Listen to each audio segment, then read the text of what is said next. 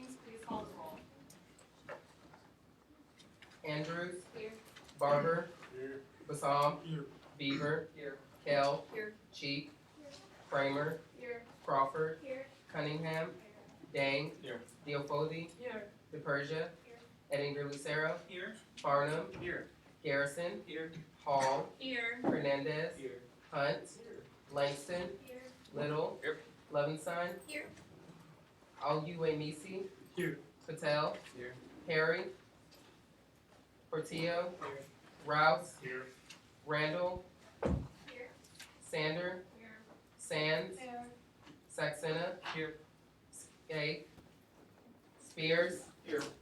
Spites. Here. Teeter. Here. Wesley. Here. Williams. Here. Woodruff. Here. Ben Ash. Here. Ben Brunt. Here. Delano. If there are no objections, we'll approve the minutes from last week as distributed. Are there any students here to speak during open forum? Our first presenter today is Tyler Lachowski from UCA's Police Department. If there are no objections, I'll suspend the rules for 5 minutes to allow him to speak.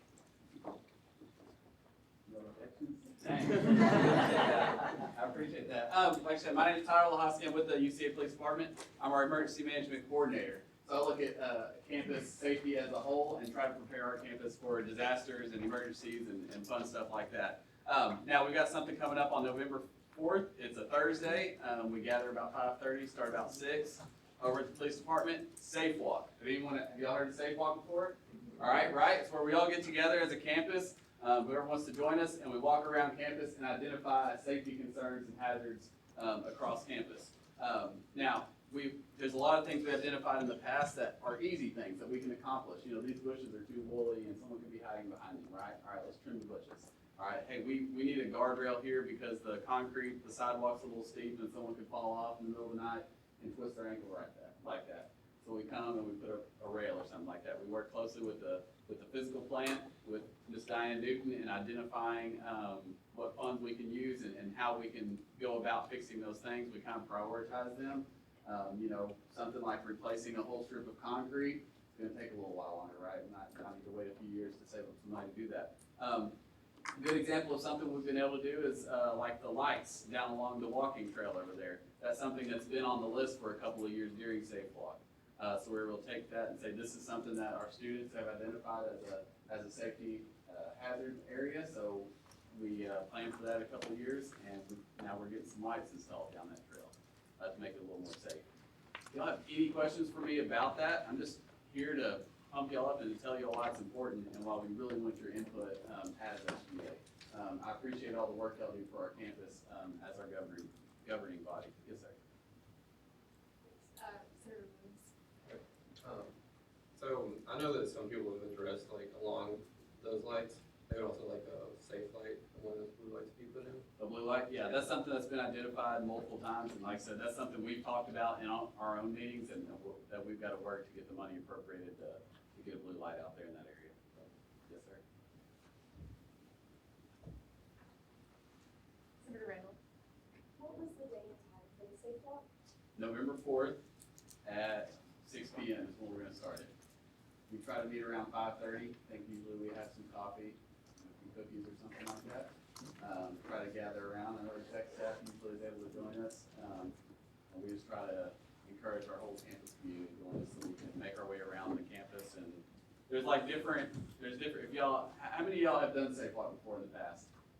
All right, we have like different routes. And we'll like group people and like, all right, this group's gonna go that direction. And so we try to take all of our groups and cover as much of campus as we can.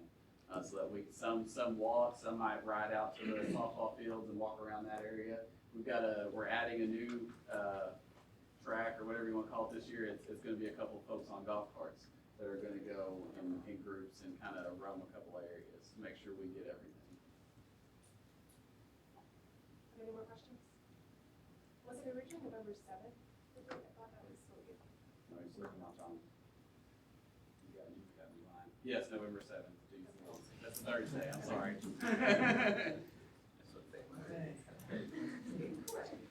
Any Yes, other thank questions? you. Thank you so much. Thank y'all very much for having me.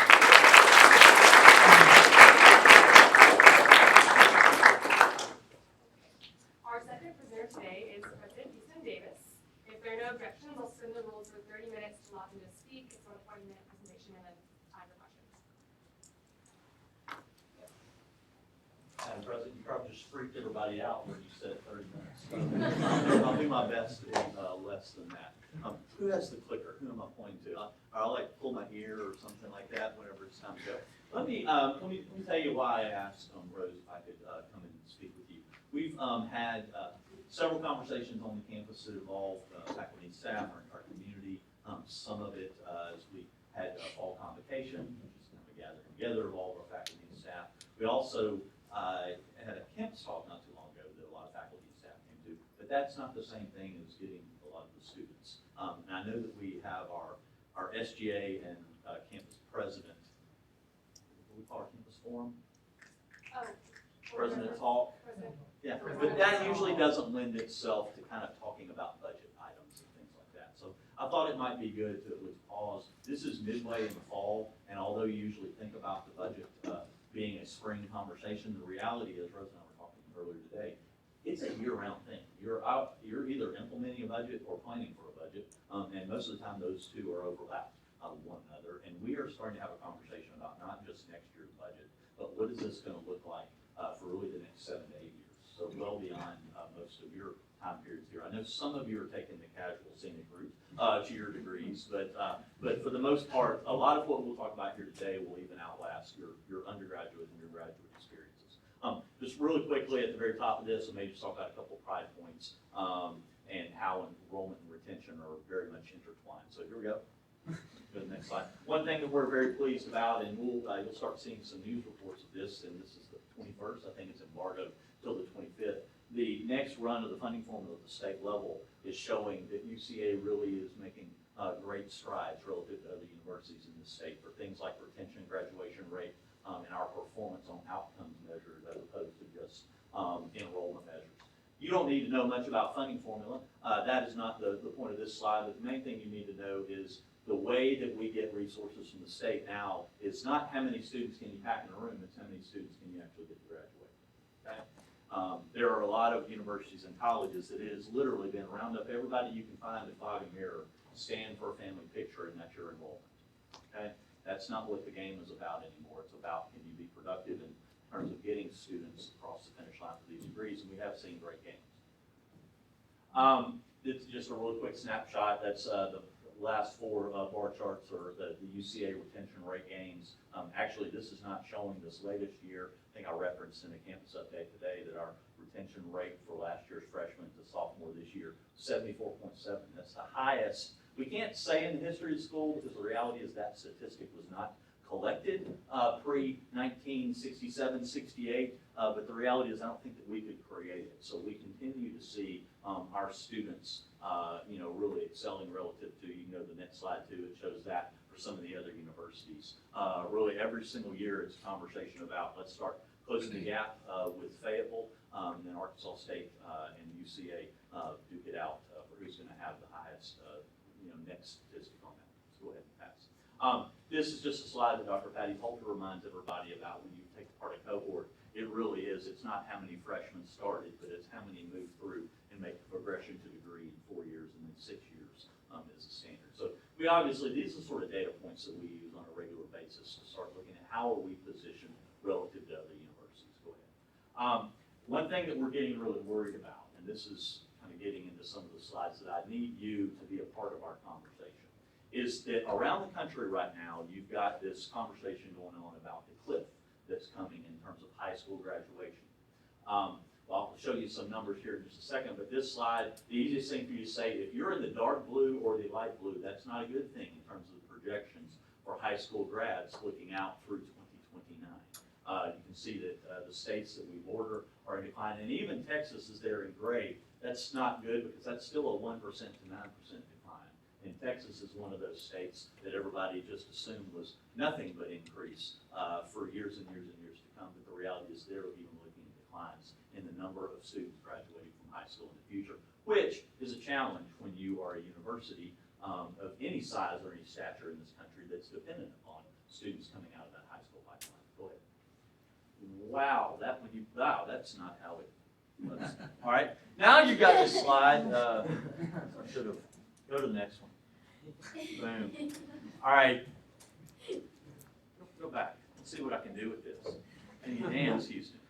Yeah, you can't. Go forward.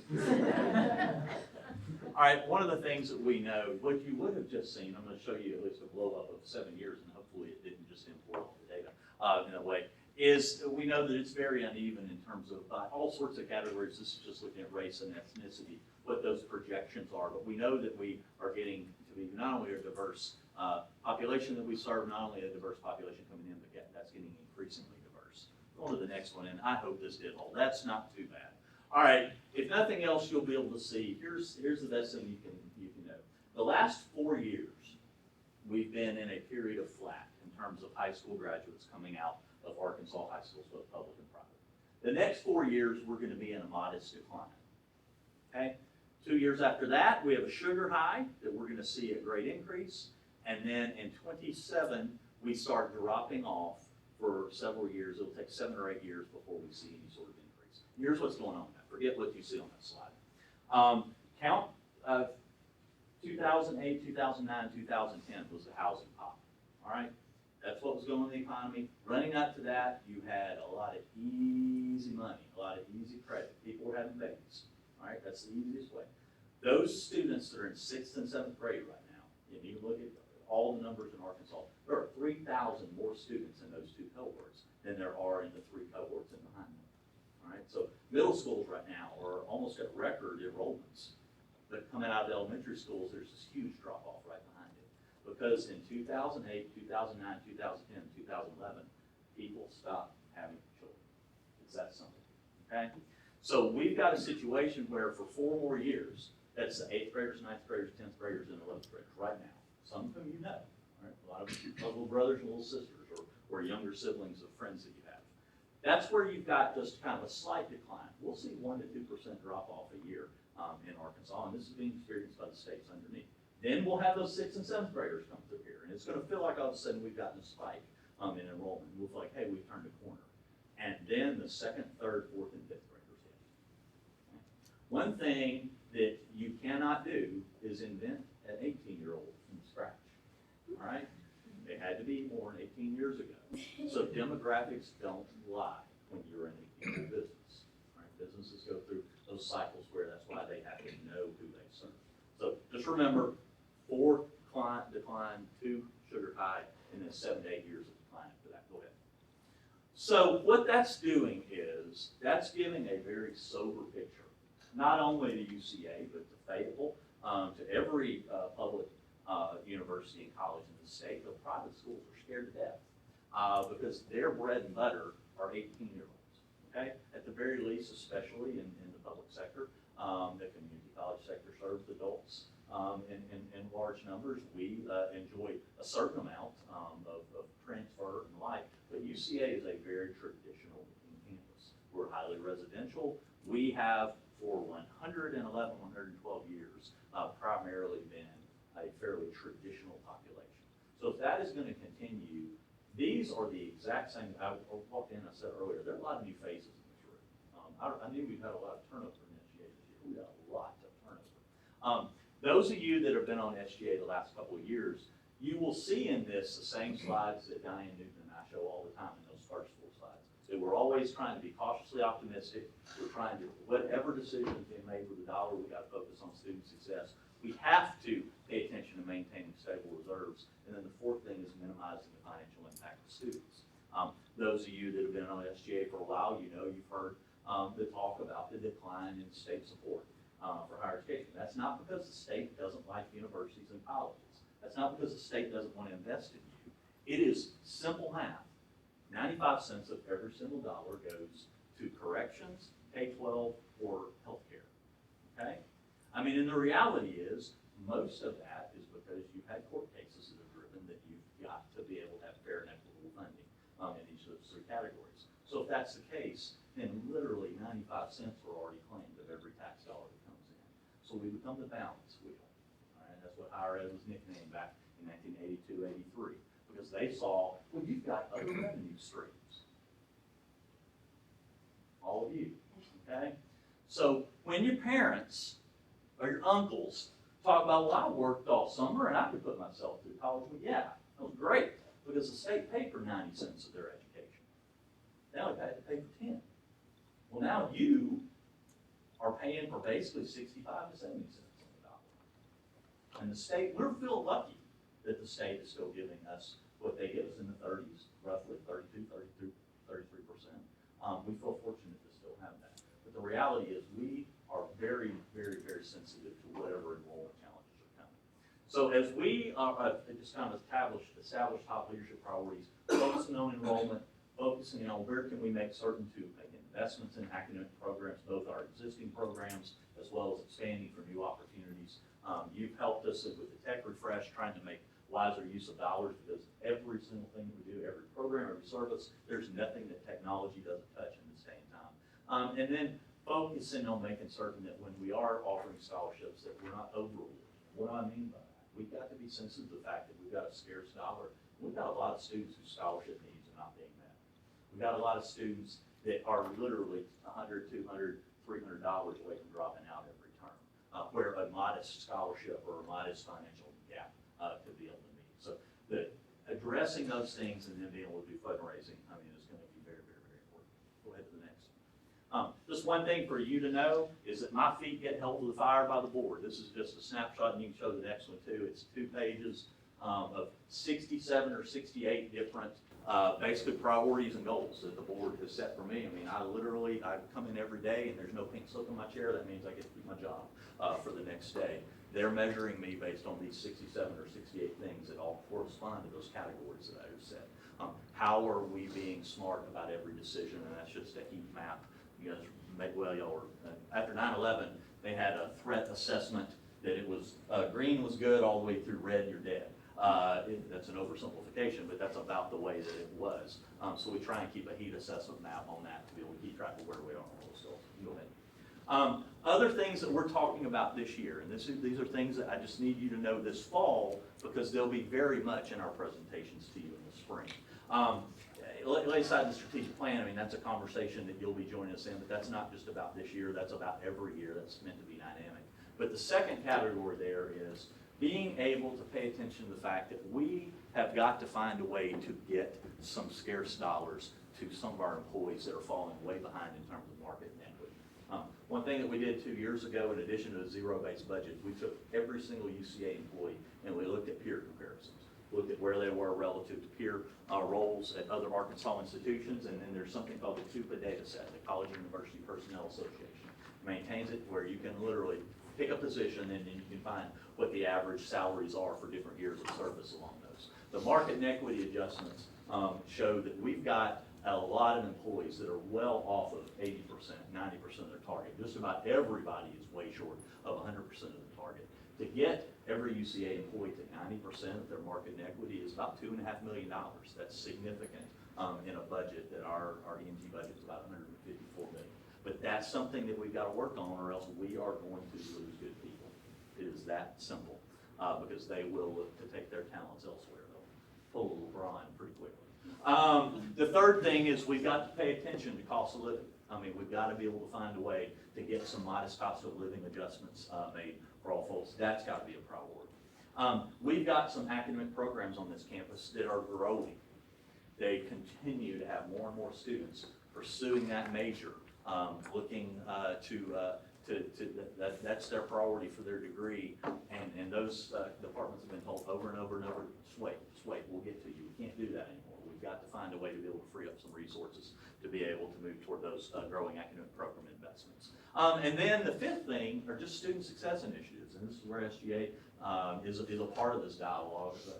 The Strategic Budgeting Advisory Committee every single year will have 9 or 10 really meritorious ideas that they throw forward, and they're things that they're absolutely things that we need to pursue, but we just about always have to say, you know what, put a pin in that, we'll wait, maybe we'll get you next year. And that just puts off being able to get an initiative that we know can meet the needs of students. So those second, third, fourth, and fifth items on that list are absolutely things that are all fiscal in nature, and they sort of have joined those other budget priorities that we have. Getting close to the end of this. The last part of this is you're going to start hearing us use the phrase resource optimization initiative. And it sort of rolls all of those things up into one dialogue that will be, as we're building toward the budget in the spring, where we springboard off with. I already covered about enrollment. You guys can read. The second thing is we can't expect is significant. We are gonna earn some new formula dollars. We're very pleased with that. But the reality is what we earn through the new formula dollars will barely even take care of our increases in healthcare and our increases in just utilities here on the campus. So it's gonna be very modest in terms of that. We've got to take proactive measures. So what do? We've identified, and this is, golly, the next time I'm going to send it in PDF form. In blue there, that would have said COLA and market and equity, $2.5 million. Again, I mentioned that we've got those salary needs that we need to free up and be able to move toward. The key initiatives, that really is some of those student success initiatives that the Strategic Budgeting Advisory Committee puts their finger on every year.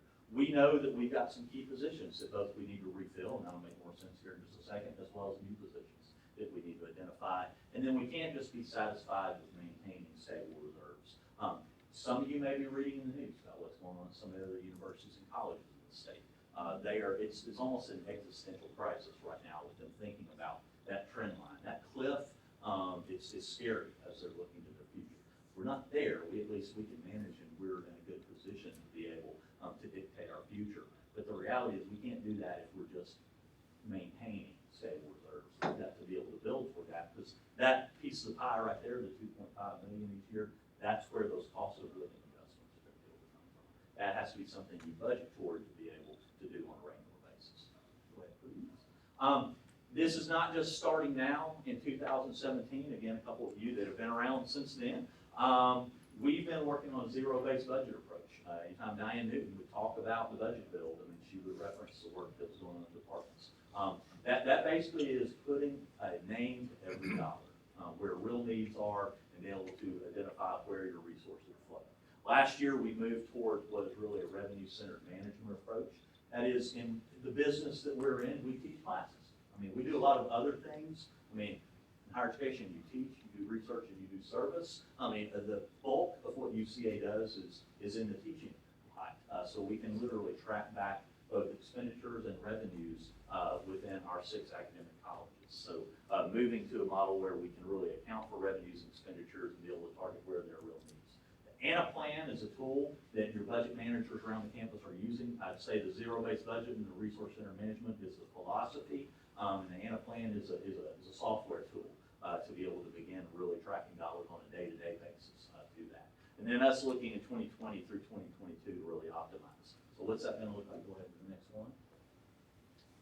It's bringing all those things together. Everything you see in blue, the zero base, I'm shocked that this slide actually held together.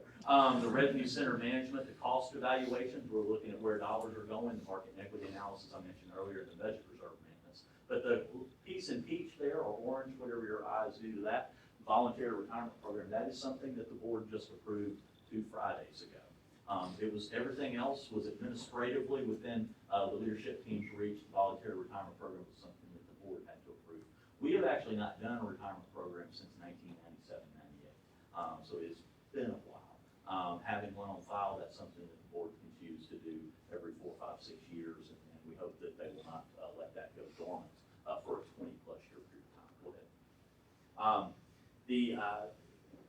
Actually, the slide I just showed you, I mean, the idea of moving toward utilizing all those tools we've been working on the last couple of years, and then this is not about cutting money, it's about reinvesting money. How can we free up between 5 and 6% of the existing budget? Again, it's without having to come without that endless conversation about tuition and fees. How can we repurpose that to important pay increases to build up those reserves and to be able to deal with those new positions and initiatives? Go ahead. Primarily, obviously, that comes from operational efficiencies. It comes from attrition and unfilled positions. At any one time, there are a lot of positions that are open. We're taking a hard look at whether or not we really need to fill those. And then we do know that there'll be some savings from the voluntary retirement incentive program. There were, I think the next slide maybe gets into the very, I won't spend too much time on this. I'll come back to the point of the last one. It's a voluntary thing, obviously not mandatory, but it's going to be a one-time opportunity that we've offered to the individuals. There's a slide in a second that breaks down what the 178 individuals, kind of the overall profile. Go ahead. It really is going to allow, it's supposed to be a good thing for those individual faculty and staff. We want it to be. They've given a lot of time to the university. It needs to be a really, really good deal, and I think that's what we've put forward to them. but it also is gonna allow us to add that into the existing initiatives to really, move forward and be able to move toward optimizing some of those budget tools. Go ahead. Right now, that particular, project, for any employees that are 60 years or older and have 10 years of continuous service, to the university, those individuals, have been given their information. They've been offered their package. I don't know that I've got the numbers in here, but it's a 25% of salary plus 1% of salary for every year, of continuous service. The board wanted to really, place value to those individuals that have given this university, especially those 25, 30 years of service or more, but it's capped at 50% of that. And we're doing that at this point in the year because the reality is it's already money that's budgeted this year. A lot of schools, when they choose to use their volunteer retirement incentive programs, they're doing that in April and May in that normal budget window. Well, guess what? You're gonna pay for it out of next year, and you're not gonna benefit from it until 2 fiscal years from now. So the reality, in Georgia, we require all the schools to have these on file, and if they were gonna do it, they had to do it in October and November, so that you actually pay for it for years to use it. Who's in it? The average age, there's 178 people that were offered. Average age is 65.7. 59% of those are staff and 12-month faculty. What do we mean by that? The 12-month faculty, those are academic administrators that are on 12-month contracts. And then the 41% were 9-month faculty. Average years of continuous service is 22. So we're talking about individuals that have given UCA a considerable amount of their professional lives. And then the average, when you total up the salary and fringe package for each of those individuals, is $80,000. So you can do the math. I mean, if you had 20 people, that would take it times $80,000 all the way up to 178. That's not going to happen. But the average for most universities is somewhere between 30 and 45% participation rate in these programs. So we'll see. They've got between now and November 26th to make a decision about whether or not they're going to do that. So we are very much in an active conversation about how can we free up some resources. How can we redirect some resources? But those are budget priorities that we have agreed we need to tackle, and we absolutely badly need to get dollars to retain key faculty and staff. This is absolutely a good way to move forward. We wanted you to be aware of it. The reality is, it's all moving toward a budget discussion that'll happen in the spring, but we're always in budget mode. And I felt like it would at least be best and fair to at least give you a little bit of an update now. With that, and I'm not going to handle the facilities slides. We can come back some other day for that. Are there any questions? Senator Eddington, Sarah? I have 2 questions that kind of go hand in hand. So one, how do the 2 new buildings factor into all of this? I know that the board has already approved the bonds, pay for those 2 buildings, but then the second part of my question is, how does the capital campaign factor into what our future is going to look like fiscally? No, great questions. Well, none of this has anything to do with the buildings. The integrated health sciences building, that's the one that you're speaking of. That those different pots of money. I mean, one is education in general, and the other is a fee-based capital project. And I don't know if you know this, when we did the work on that project last year, we did that assuming no growth whatsoever for those programs. But of course, the whole point of building that building is to raise the caps on those programs by 500 students total. But we thought it was important to go to Moody's and go to other entities on the bond rating to be able to cost it out, assuming no enrollment. We're in great shape on that. We're in great shape on our debt ratios. That's something that if it comforts you, the folks in Little Rock help us to watch out for. But full steam ahead on that. All of this plays into the capital campaign.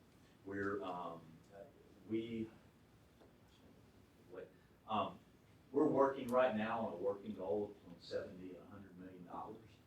The last time the university did a capital campaign, I think the working goal was 30 million, and we achieved 36, if I remember correctly. We feel like the university is poised that we should be talking about a $100 million capital campaign. I don't think that's crazy. Matter of fact, we should think that way. And quite frankly, we need to be doing it now for that, and then 10 years from now, the next campaign should be a $200 million campaign. But in that, there will be toward those buildings. We're expecting on especially the integrated health sciences building that there will be $5 to $6 million of gifts in that particular project. And then on the Wingate Center for Fine and Performing Arts, we got a $20 million gift toward a $45 million building. There's an expectation that we raise another $7 to $8 million on that project, and then we'll bind the remainder of it. So that, and then raising money for scholarships and raising money for endowed chairs. I mean, those are facility scholarships, chairs, those will be the three legs of the stool. People can give anything they want to give to, but those will be the things that will be active. Senator Van Blunt. Alright, so, sorry, I'm coming off a cold, still. Just to reiterate some things, you said there's a 4-year steady decline, and then a 2-year sugar high of like a. Yeah, rating my curve. words. Yeah, yeah. And then a 7-8-year decline Yeah. in, people coming to college. And that's in number of 18-year-olds in each of those years. And, so what are we gonna do to, keep like that sugar high going, those 78 years? Like, is there like anything? We're not. We're not? Because no, here's the thing. The sugar high. I mean, what like the mean money, is- that's what I'm talking about, sorry. Yeah. The money, like, is there anything we're trying to do to kind of keep that money kind of? We're gonna be budgeting very conservative. We're actually gonna build the budget to 95% of need, so that we really begin sticking that 5% toward those budget priorities. We are not gonna get out over our skis. Some of the things you're reading from some of the other schools, they knew 3 or 4 years ago, they probably should have been making some decisions. Now, they're facing really, really harsh budget situation, and they're really scared to death about 7 or 8 years from now. We feel like that what we don't need to do is see that sugar high, what we need to view it as that. We will have a couple of years where all of a sudden, hey, big freshman classes, this is great. Well, we don't need to be hiring and staffing as if that's reality, because the 5th graders will be coming. So or will not be coming, that's probably a better way to put it. So we've got to manage that 4-2-7, knowing that it's there and knowing that it's real.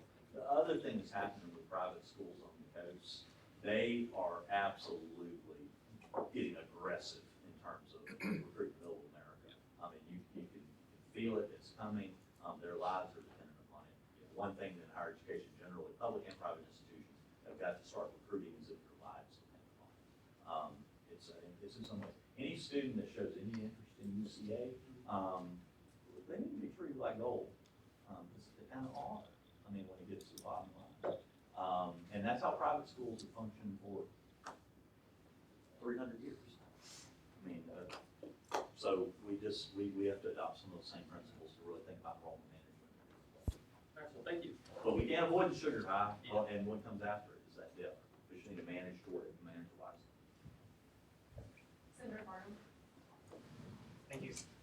Yeah, so this will be a great transition. So I also wanted to mention the clip that you talked about extensively.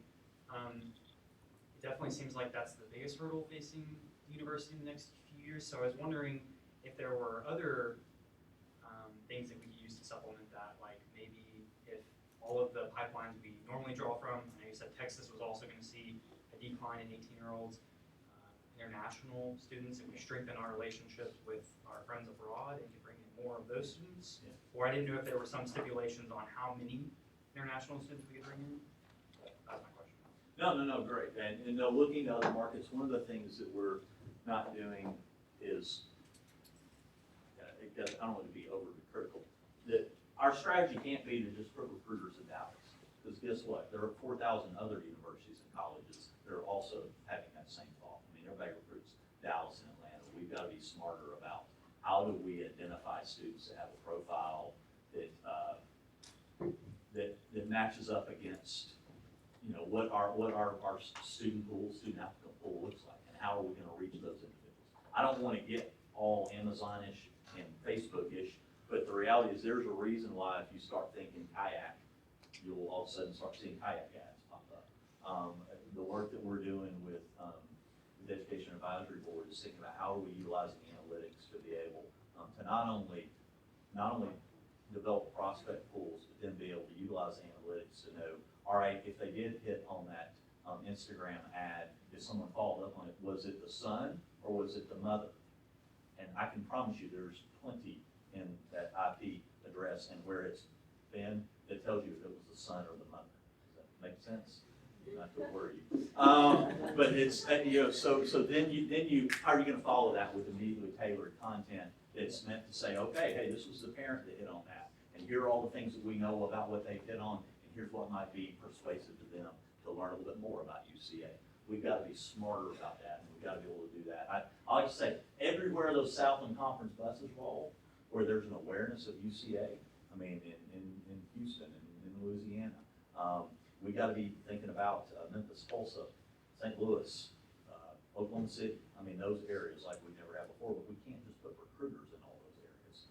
That's where we've got to be able to utilize the technology a little bit more wisely than we have at this point. On the international, you know, there's I don't want to get too political here. The United States, 20 years ago, we probably had 8 of 10 of the world's best universities. We were the place that the world aimed for higher education. Well, it's not true anymore. I mean, we probably, it's like 4 of 10 of the world's best universities. The rest of the world's kind of caught up in terms of their investments in tertiary higher education. So that has hurt. And then we've not been the most welcoming of countries recently. You know, and that's, you can see when we go to national meetings, that's a dialogue. It doesn't matter whether it's private or public universities in the country. We're having a very difficult time recruiting students internationally right now. I think that what we've got to do is our edge has to be able to make certain that we're taking care of any international students that are here.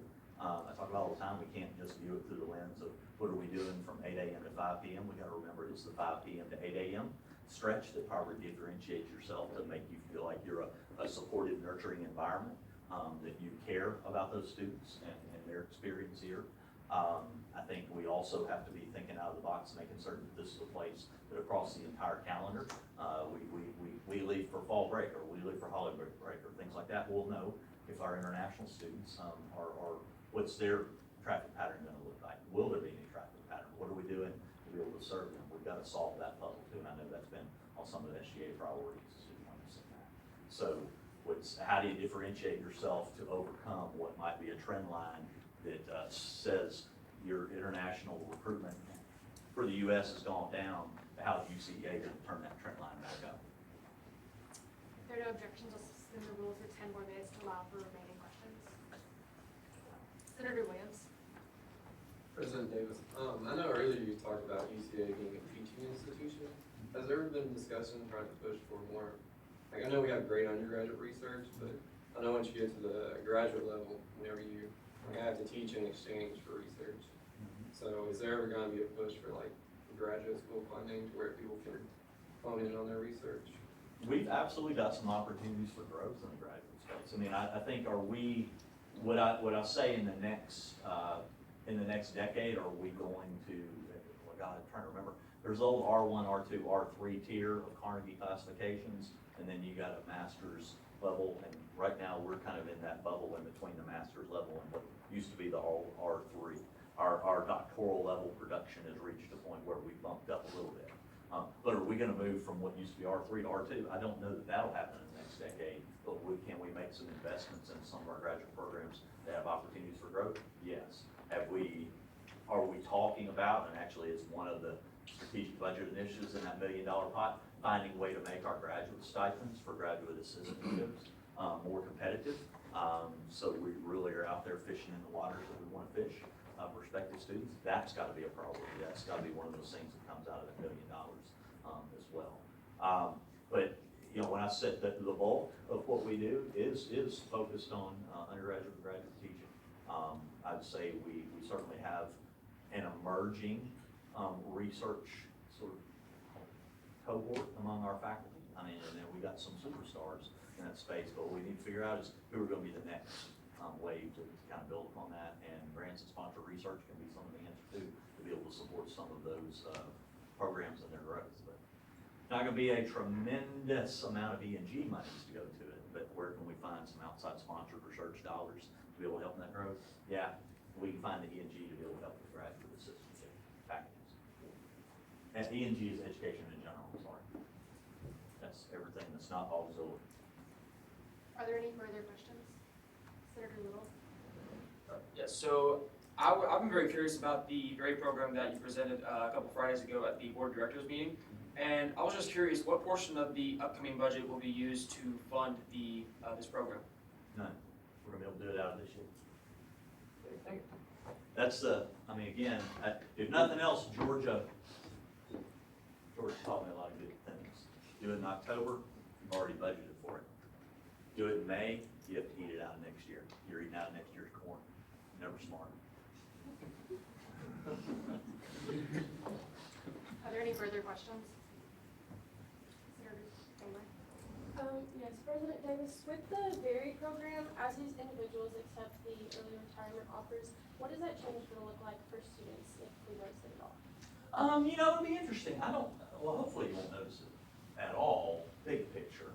I mean, we get down to the micro level, we'll see somebody might retire that you really, love, that they decided that they would take advantage of this, and there's a change there, especially if that was a mentor to you, or that was an advisor to you, or professor that you were close to. But, I think that, it will be the hard discussions that we'll have to have about when a position comes open. Is that position going to be automatically filled? Is there gonna be a period of time? Some universities, as they've done their voluntary retirements, they've just said that position will stay open for a 24-month period of time, while we make determination. Others are, oh goodness gracious, there's no way this department is growing, there's no way that we can live without that role, whether it's faculty or staff. So that's gonna be department specific. We're not gonna know until November 26th, who is chosen, to take up that option. I know that we're working deans and chairs, budget directors, on who might, but this will tell you how personal it is. Supervisors don't even know if they have people that were offered. Now, if those individuals offered that information to their supervisor, they disclose that on their own. But otherwise, that is a personal decision of that individual, and then we'll be able to see where the participation rate is after you guys get back from Thanksgiving break. Are there any further questions? Senator Lucero? Sorry, y'all. Senator Kramer's question sparked another question of mine. With the retirement program, was that just extended to the staff section of that? Would that include department chairs? Would it include potentially deans, any administrators for the university as well? Yes, yeah, and all those that you just described would be in that staff or 12-month faculty position. Just for you to have numbers, 178 people. We have 1,490 employees. Okay, so that 178 is of 1,490. Those are the numbers that we're. Are there any further questions? Thank you for coming.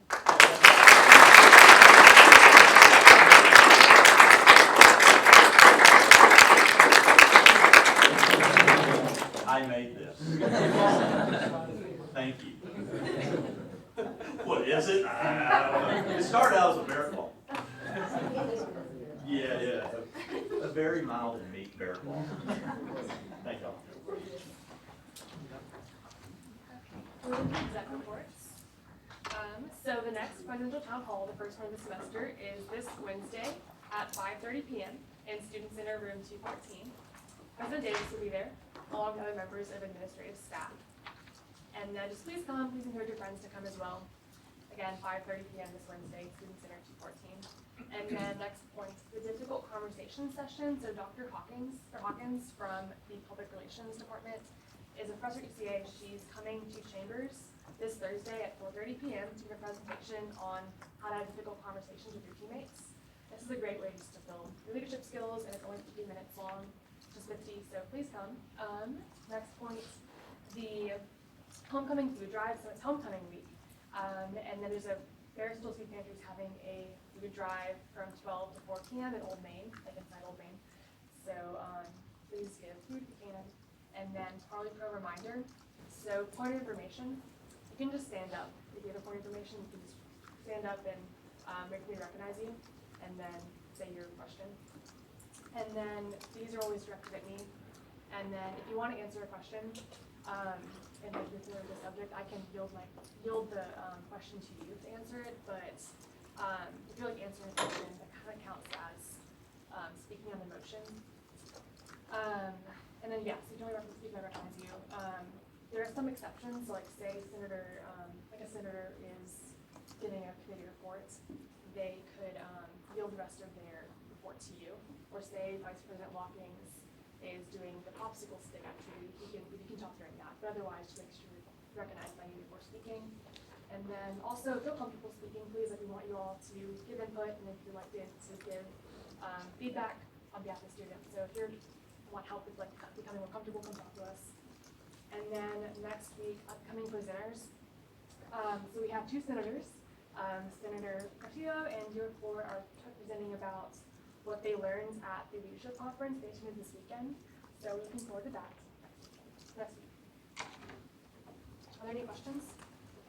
Senator Barnum? Okay, so the difficult conversation we're having Thursday, that was specifically offered to SGA and you, because I believe there's one also happening Wednesday in the Student Center that I have like on my calendar from my email. So the one that is happening Thursday is for SGA. Cabinet has to attend, but anyway, it's open to all the Senate. I don't know about the one on Wednesday. There's the town hall on Wednesday as well. It's a different thing though. Okay, yeah, no, we got in, like, UCA sent out an email about the difficult conversations, and like, when my email is Wednesday, so I was confused as if there was a separate one, or if they're the same one and the dates got mixed up. Do you want to go to the question, Vice President? Yeah. I know that's a bear talk, and they usually have them throughout the semester, but they're two separate events, so I mean, we have one that's tailored to SGA specific, and then I think there's just one for the whole campus on Wednesday, if that makes sense. Are there any other questions? Vice President Teeter. All right, so I'd like to thank our two ideal pages today, Hunter and Abby. Let's give them a round of applause. All right, next, everyone look over there and wave. Camera, it's up again. It's ready to go. It's got a good quality. You can watch it on YouTube about 10 minutes after this meeting's done. Yeah, go back and see how you're doing. I'm gonna go back and see if you're on your cell phones. So it'll be great. Next is our parliamentarian report, Senator Hall. Okay. First, I want to say thank y'all for the book. So if y'all have any questions that I can't answer, we'll find it in this book. So if you're wondering, yes, I know that we've already had this same tip, and it says you can only speak twice on a motion. But President McGarity already covered what I was going to cover, because I know we ran into those issues last week, and you have my whole report. So like, yeah. So that's all I had. All right. Sergeant Arms report, Senator Spears. Alrighty, on the third edition of What Not to Do in Senate, I've noticed and I've looked around, it's wonderful you guys are keeping hydrated and everything, that, you know, you're making sure that when you're ready to debate, you can talk forcefully and hopefully not too personally to people, but make sure when you're actually bringing something in Senate, it is only water. We do that just to try to keep this place as clean as possible. We love the floors, and we love it even more when there's not Dr. Pepper stained on them, as much as I love Dr. Pepper. But, yeah, and any other container should be fine. It doesn't necessarily have to be see-through, but if I see you have like coffee or something like that, just simply put it outside of Senate chambers. It's just a good procedural thing to do, and it's a good way to keep Senate chambers clean and nice. Pro tip, put your drink in your mailbox. Yeah. All right, that's all I have. Good, Mark. Are there any other questions? Vice President Watkins. Okay, so today we're going to start off with our popsicle stories. So Senator Hernandez, Senator Van Brunt, and Senator Villano each have a question. So if you would all stand, and we'll start with Senator Van Brunt. It says, if you won the lottery, what's the first thing you'd buy? It'd have to be a 1963 Ferrari 250 GTO. If you don't know what it is, go look it up. It's a really, really, really, really, really nice car. Okay. $12 million. Meet me after Senate so I can get all that in. Mine says, what do you like the most about your hometown? Explain. I like, first of all, Northwest Arkansas, best part of the state. I'm just gonna put that out there. Rogers especially in that. So I think my favorite part of this of Rogers is like the downtown / lake area. They just like remodeled the whole area, so they have like a cool new bike park. And they remodeled the lake, so it's like actually like usable now. So, yeah. All right, my question's kind of in line with Halloween coming up, and my question is, what would be your best Halloween costume? So, something about me, I've never really been into like dressing up. like my whole life. I've never, like even when I was little, I didn't like dressing up for Halloween.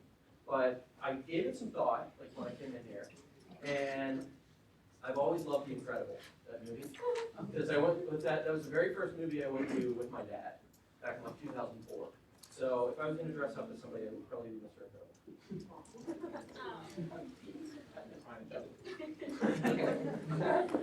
Thank you all. Okay, so our composites are in. The link is going to be in the minutes. You all look amazing. It has the headshots and the group photos as well. So yeah, those will be in the minutes so you can see that. Senator of the Month nominations. Oh, y'all are too sweet. We got so many nominations after I was passive aggressive with y'all last week. So thank you for that. PR committee is going to be voting on that this Friday, and our committee meeting starts at 2 p.m. So make sure if anybody else wants to nominate somebody, that you put that in before that.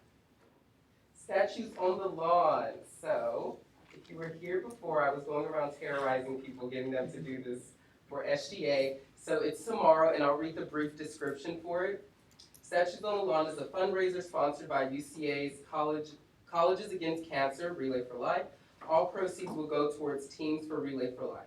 Student volunteers will be painted gold or bronze and will stand in plastic pools in front of the Student Center, striking poses as if they were a statue in a wishing fountain. Friends and peers will then toss loose change and cash into the pools to vote for their favorite and donate to Relay. After each participant has completed their time, the money raised by that person will be counted and put towards their overall goal for their team. So Senator Barber and Senator Woodruff are doing it tomorrow from 2 to 4 p.m., so make sure you're going out to support them. Also, Senator Hunt and Senator Villano, I'm going to convince by the end of Senate to do it at the 11 to 1 spot, and Senator Van Brunt I will also convince by the end of Senate. But if anybody else would like to sign up for it, I have extra forms, and Senator Sander is on the exec board, so we can give it to her after. Do not worry, it's Friday. So next Friday is the end of the month. Technically, it's the beginning of November, but we'll start our donuts and coffee next Friday. We're going to order the stuff. And so that's just for us to meet people coming in, giving them coffee, sort of giving a friendly face to SGA and interacting with those students, which we should all be doing anyway, but that's a better way to do it, over some coffee. So, plot twist. All the people who read the minutes saw the Easter egg about advisor Hank Phelps, and the question was, is Hank Phelps wearing a bow tie, a tie, or neither in his composite? So technically, if you read the meeting minutes last week, you would know that composites were in, but whatever. So everybody responded that he wasn't, because we all know he doesn't need a tie or bow tie to look good. So here, I have the raffle of all the people that did it, and so I'll draw 2 names again so we can see who gets several prizes. Okay, let's see. Senator Andrews. Yay.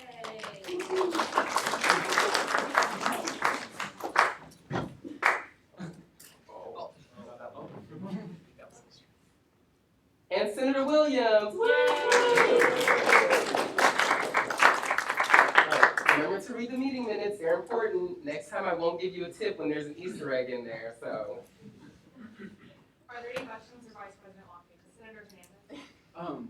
What time will the donut and coffee thing run till? Okay, so we have an exec meeting at 8 that morning, so it'll start around 9 a.m. and since I have class at noon, it'll go from 9 a.m. to 11. So that way I can be there the whole time. Are there any more questions? Vice President Kale. All right, so my first little point, SAFA, there will never be a Senate meeting where I don't have SAFA somewhere in my minutes. So just a quick reminder, if you're in charge of an RSO or you're an exec member or whatever, we have budget training tomorrow at 1:40, which is X period, in Student Center room 215. It shouldn't take the whole time unless we just really get into it. But yeah, that's happening, and then hearings start next week. So great. Zagster updates are finally here. I have the full report. She's beautiful and thick. I didn't print everybody one because that's a lot of ink, a lot of paper. So the full report will be scanned into the minutes. but I basically picked out some highlights for y'all. So on one side, there's a beautiful bar graph. And ultimately what Zaxter had to say was overall we're doing pretty well. Since 2017, 2018, like whenever the program was first started, we've seen some decline, but not like a concerning amount. It's pretty normal because, you know, the hype has kind of worn off a little bit. But overall, compared to similar sized programs, we're actually doing better than average, so that's really good. And then on the other side, you can see how rides have increased or decreased over time, which is interesting. And basically, Zaxter's trying to plan like a marketing technique to get more students interactive with the bike share program, and we will probably be partnering with them on that. So I'm just waiting for their marketing team to get their stuff together and send me some cool flyers or something. But the full report with everything in it and a bunch of heat maps and graphs and more explanations will be scanned into the minutes. And then finally, bare boots on the ground. Our first Senate meeting, we allocated funds to help alleviate costs for students to go on bare boots on the ground trip. Y'all don't have these because, again, a lot of ink, a lot of paper, but they will be in the minutes and they will be heavily advertised across campus, I promise. But essentially, there are service opportunities to go serve during winter break and help with Hurricane Dorian cleanups, and then spring break, and there are 2 spring break trips actually, so you can go to Puerto Rico or you can go to Memphis. And these will be in the minutes. I just wanted to let y'all know that we helped with this and we should be proud of it, and we should try to go on these trips because they're a really great opportunity and it's a great way to serve communities that are beyond us and help with disaster cleanups. So, that's all I got. Are there any questions? Senator Ready Lucero? So how does Conley compare the bar chart? I don't know if this is in the full report. Are there numbers prior to 2017 when UCA joined the bike share program? I would be interested to see this comparison prior to the university becoming a part, being integrated into the bike share program, and see if that could be attributed to the spike, or if the city of Conway was already heavily invested in the program and their marketing and target acquisition was working for the program already, and maybe our piece in the program didn't. I know that this report is primarily focused on like how UCA is doing because like I try to get the numbers so we could like evaluate the contract at the end of the year, but I'd probably ask them and get that for you. Are there any further questions? Senator Hernandez? So I know the smaller bare boot strips are about like $75 each, and there's scholarships available for those, but the Puerto Rico one is $950, and I don't believe there are scholarships available for that. Is there any more information you have about that, or that you can get? I can definitely get some, but I don't know how scholarships, I don't know how they do them. They may be available for all of them and they just forgot to put it on the flyer. But do you want to yield to that, Senator Ettinger, Lucier? So typically with the bare boot trips, for the Puerto Rico trip, because it was our first year doing it this past spring break, that trip, the committee last year decided not to offer scholarships for that particular trip because it was a limited pool of students. Because it's capped, is it capped at 12 again this year? It's 10 or 12, yeah. So because it is so limited, the committee viewed allocating the funds that are available toward the larger trips that can take 40 and 50 students and making those trips as cheap as possible for students versus the Puerto Rico trip. And if they base their decisions this year off of last spring, we had students on the wait list for Puerto Rico that were able to fully pay for that trip. And I believe last year it was between $1,000 and $1,100 is what they paid last year. Senator Randall? Has Zaxter agreed to come and repair some of the bike bicycles? I'm still getting with them on that. I have their like marketing team in my inbox right now, but I can ask. But they should be repairing those. That's like part of their job. So. Senator Barnes? They're repairing them. There's one outside of Center Stone where I live, and I saw them loading bikes in yesterday. So they are working on it. They'll get there. Are there any more questions? Moving to standing committee reports. Academic affairs, Senator Key.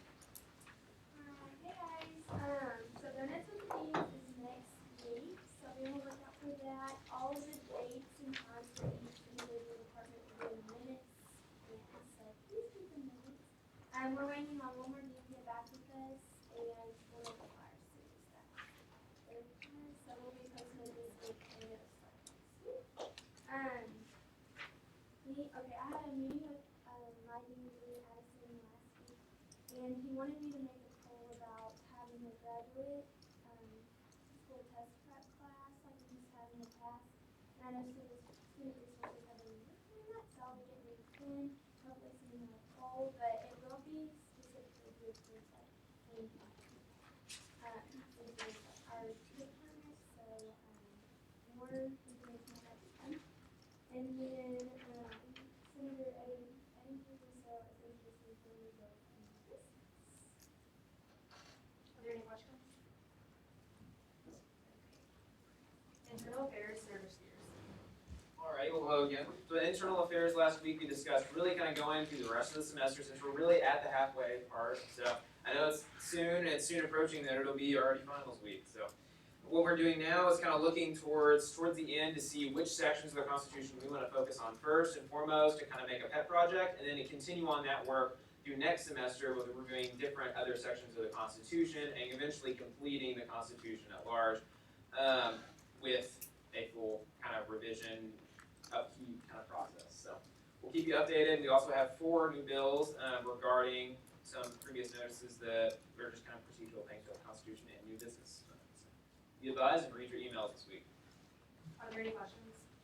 Okay, housing and food services, Senator Tucker. Hello, everyone. So we met Dr. Craig Seeger this morning to discuss emergency housing and just housing contracts in general. So we found out that the university does not have assigned emergency housing for any students. They just assign them any place that's empty in any of the halls. So that's something new we found out. And these cases are all decided with the help of PD. So they come together and decide whether to allocate a room, if there's a fight, or if the house break, if there's a leak in the dorm or stuff like that. We also spoke to him about the international students, how they have forced to move out sometimes. So he stated that the students are always informed when they sign the lease, but a problem is when international students enter the university, they don't actually do it themselves sometimes. A lot of times, housing fills it out for them, and the students just come in without a housing allocation. So they get one here, they do not know how it works. So we'll be talking to international engagement again to have an application attached to their international application so that we have clear information on that. Also, he said he'll be creating a form now so that they can track extension requests. Because earlier you had to email your RC to get an extension, and they were losing track of that, so now there'll be a form. Hopefully they'll get it this semester, if not next semester for sure. And also they'll be updating all this information on their website. They'll have a chain of command to talk to for contacting from your RC to the last person you can. And the extension dates will also be on the rates card now. Other than that, also we spoke about homeless students. There have been reports that there are few students living in cars. And we found out earlier these students were given housing by the DASH grant, but now the DASH grant has run out of money. So we're looking into new ways so that we can help these students. Also, we'll be having the gender neutral housing meeting this Thursday during X period with President McGurty and administrators. We'll be presenting them why we should get gender neutral housing. So other than that, we're also waiting from Aramark for updates on the pickup service. That's my report. Are there any questions? Senator Eddington. I have a question about international student housing. I get that the deadlines for moving out are in housing leases and housing contracts, but if those students, international students, are not physically reviewing those contracts because they are coming from outside of the United States, why would housing not deem it necessary to inform them of that when they get to campus? Why is it the responsibility of international engagement or that student themselves who is already trying to acclimate to being in the United States and at a new university to find that information when the housing website is not very user-friendly as it stands? He wants to yield to me. Okay, so when you move in, okay, so me and Senator Patel, sorry, I'm so sorry. We work for housing, and so when you move in, whether you look at it or not, you get a booklet, a handbook, and all of it is laid out in the handbook. Now, it's up to you whether or not you read it. I for one, didn't read it, so I'm not judging anybody, but like, it's all in there though, so like, we, in the end, don't have an excuse for that, you know? So like, I didn't know about some things last semester, but it was on me because I didn't read the handbook that was given to me with all the information in it. I guess really my thing would be more of a suggestion for housing. If it's something as critical as a move-out deadline, why would they not highlight that somewhere, other than just sticking it in a handbook with a ton of other information about housing that most students are not gonna read? That's, I guess, more just. He also mentioned that we also put on social media, we also have flyers out there, right by the elevator, everywhere. It's on around all in apartments, we have flyers. We even have posters that are made that used to be checked out at this time. And at the end of the semester, it's probably Saturday at noon, that's when you check out. And we have it everywhere around the halls, and you know, it's in the group meetings, parties, any group meetings. We put posters of it, we even put flyers on it. And so it's just the lack of, you know, the sense that the resident is not in there, not looking around, you know, asking around. That's what check out. That's what. I do want to add something to that as well. A lot of times these students don't move in on the move-in date. A lot of times these students come in 1 week, 2 weeks, sometimes almost like 3 weeks after. So these students really don't have the time to go through the whole housing process that way. The form's already filled out and they just allotted a room that day. So they're not there for the initial meetings, so they're unclear about it, and that is when they need the information the most. So we feel that's when international engagement could have documentation that could help them all. Senator Hall. I just also wanted to let y'all know, so as an RA, we are required to do closing meetings, which is supposed to be required for everyone, but not everyone shows up. And like, so we push that through like group meetings, Remind 101s, and emails, and so like, we still don't get a lot of people to come. But in those closing meetings that we have like a month in advance, we explain like how things are gonna go about, you know? So maybe like we just have to, hold what we said last meeting, hold ourselves to a higher standard, like all of us, and just try to like take more responsibility for ourselves. Are there any more questions for Senator Saxena? Diversity, Senator Hall. Okay, and so my report, the Student Government Association is co-sponsoring the LGBT plus speaker named Brian Buford, and his presentations are October 31st, X period, and in IDA, and that's for the students, and it's called Collaborating to Shape Campus Culture. He's also having one from 3 to 4:30 that day for faculty and staff, and then November 1st for like the supervisors and administrators. And this Thursday, we are hosting an event with Miss Brittany Barlett for the Unity program that's going on. We're gonna be tabling outside the Student Center. And then so we finally got done our interview process, and we have our 5 non-sitting members, and they are Ricole Warren, Chanel Dale, Shalexis Shelton, Jay Parks, and Martin Quintero. And so we're gonna meet with them tomorrow. And so we'll finally have y'all a list of our goals and our mission statement. Thank you. Are there any questions for Senator Hall? Okay.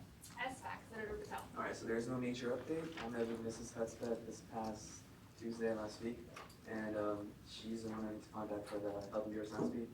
The reason I did that is because I sent an email to the Talent Youth team, and then she responded with all the fees that I need to, the people I need to talk to. But then there was this student health feed where I got, roaming around, like, I don't know who I'm supposed to talk to, but I finally found somebody out. So this time I just went straight to her office and like, are you the person? Like, yeah, I'm the person, right? So it's all said, and then I sent an email waiting for the response. And it's not sad, we have 3 meetings they said, and then we're waiting on the Health and Neuroscience meeting time. That's about it. Are there any questions for Senator Patel? Okay. Fair Advocacy Group, Senator Sanders. Okay, hello. So last week, I had a lengthy meeting with Jeremy Gillum, and he's really excited about everything this semester. So we're talking about bringing, we kind of had a meet and greet with the cabinet and then bag committee with, a senator and a representative. I don't know. So he wants to bring more people and he wants to get input from y'all about who y'all want. He basically said, the sky's the limit, just some people may take longer to get, so like, for example, if we wanted the governor, like, that takes time to get the governor here, but like, one he really wants to do is like the governor's chief of staff or the deputy chief of staff, like they're, just to see like what goes on behind the scenes, what their kind of day schedule looks like, and that would be, we're talking about opening that up to all of Senate.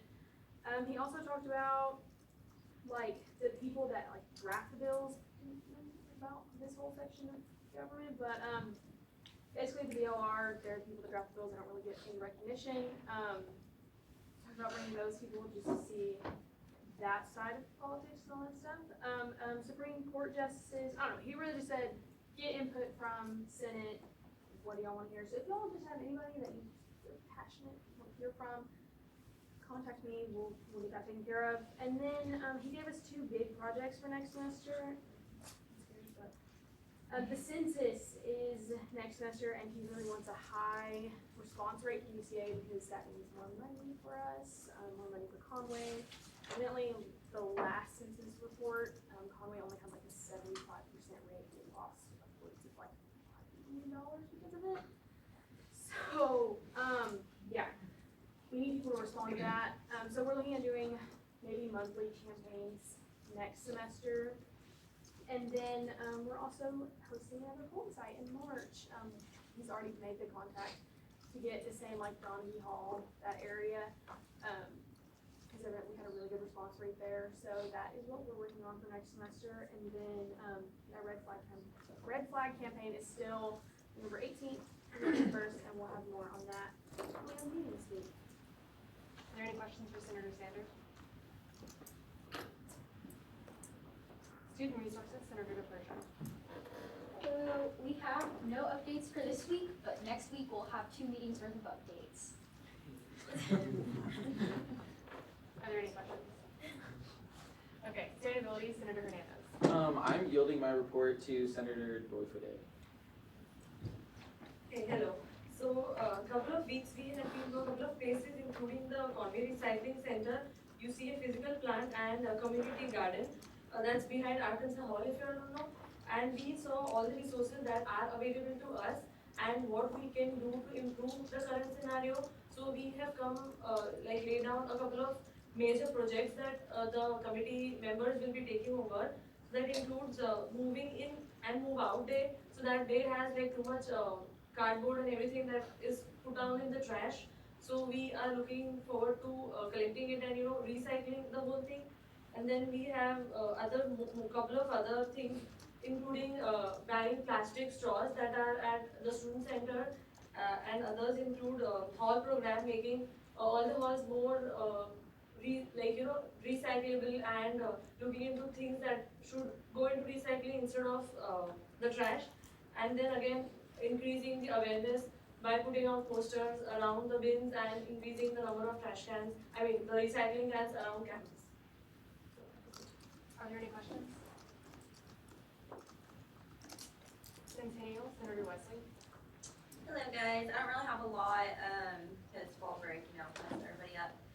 Except Senator Spears did go to Alumni Hall and he talked to Haley Fowler, and she is currently in the process of compiling a list of SGA alum for us, all the way from just, senators to presidents.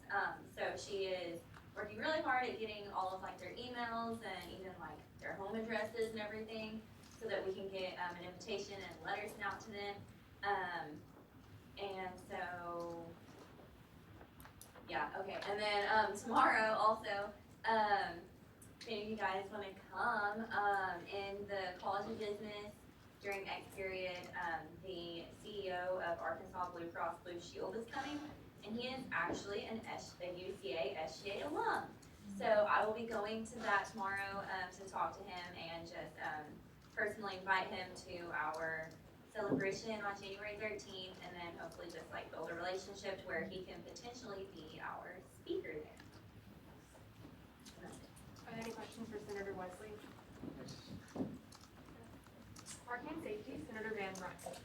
Hey guys and gals, so President McGarry and I met with Ward Ridenour and Chief Murgy and one of the office workers at the police department about maybe getting a food for ticket kind of amnesty program worked out. Kind of worked it all out. There's a lot of legal stuff that general counsel had given me, but I'm not going to bore you guys with that. I find it interesting. I know you guys don't. So there's going to be kind of only like a few tickets that are maybe considered to be eligible for the food for tickets. It doesn't have to be food. I have down here it can be hygiene or kind of like socks or underwear or something, you know, for the food. It doesn't have to be just cans and stuff. So like overtime parking or improper display of tag or parking in the wrong area are some things that are being considered, except parking in the handicap zone. It's definitely not okay. It's kind of unethical and immoral. So I'm not going to consider that. That's kind of federal stuff. I have down here the first week in November, second week in November, that we're going to do it. And the time's going to be Tuesday through Thursday in the Student Center lobby, and then Monday through Friday in the SGA office. You can come, bring your ticket if you have it. Take constituents, bring their tickets if they have it. We'll take down your fare card number, the ticket number, and name, and get food if you want. You don't have to, but it's going to be really fun. So bring your tickets if you have them. That's about it. The next project we got done. Are there any questions for Senator Van Brunt? Senator Hernandez? Wait, where did you say that they would bring their tickets and the food to? We're going to have a table set up in the Student Center lobby. We haven't got a time down yet. That's coming down. We just have a little bit more time to put out a flyer with all the tickets are available. Like I think I saw an email before Senate. I got had a table of all the citations that are eligible to be forgiven in this amnesty program. So we'll put out, I think Vice President Operations Locking is working on a flyer for that. So we'll get that put out, all the time and stuff on the citations that are eligible. Let's go. Let's all come. Are there any more questions for Senator Van Brunt? Moving to University Committee reports. Are there any University Committee reports? Senator Sander. All right, so Senator Hammer and I attended the Service Learning Advisory Committee, and we approved budgets. Are there any more University Committee reports? Senator Saxena. The Housing and Lease Exemption Committee met on Thursday. There was only one voting member present. You guessed it.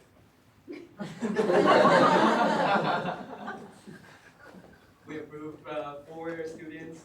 1 was denied, and 5 were tabled for the next one. Are there any more University Committee reports? Is there any unfinished business? Is there any new business? Senator Redding-Sarah. In accordance with the SGA Constitution, bylaws, and special rules of order, notice is hereby given that the UCASGA will debate and discuss Senate Bill 003, ensuring monies provide opportunities for worthwhile experiences and recognition or empower, at the next regularly scheduled meeting. Is there any more new business? Senator Redding-Sarah. In accordance with the SGA Constitution, bylaws, and special rules of order, notice is hereby given that the Decorum. UCASGA will debate and discuss Senate Bill 004, creating unification to better serve, or CUBS, at the next regularly scheduled meeting on October 28th. Is there any more new business? Senator Redding-Sarah.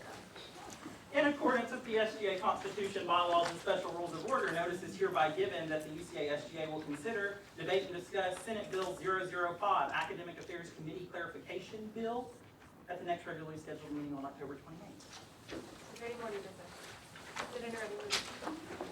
In accordance with the SGA Constitution, bylaws, and special rules of order, notice is hereby given that the UCASGA will consider Senate Bill 006, Academic Affairs Committee Structure Reorganization Bill, at the next regularly scheduled meeting on October 28th. Is there any more new business?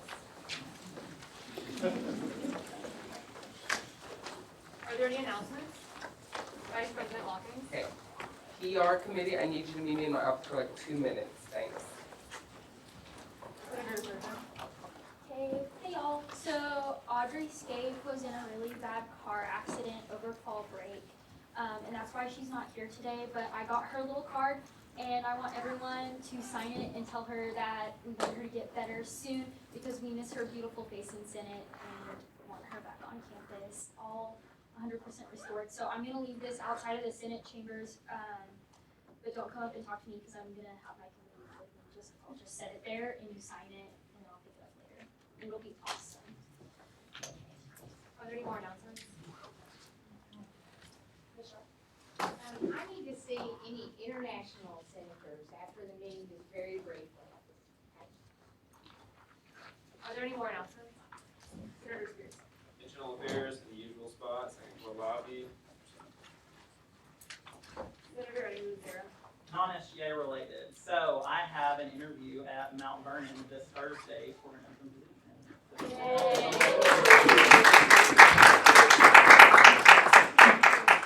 Are there any more announcements? This meeting is adjourned.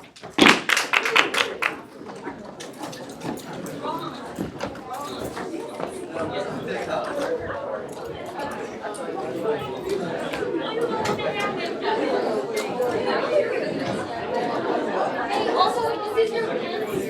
Let me know.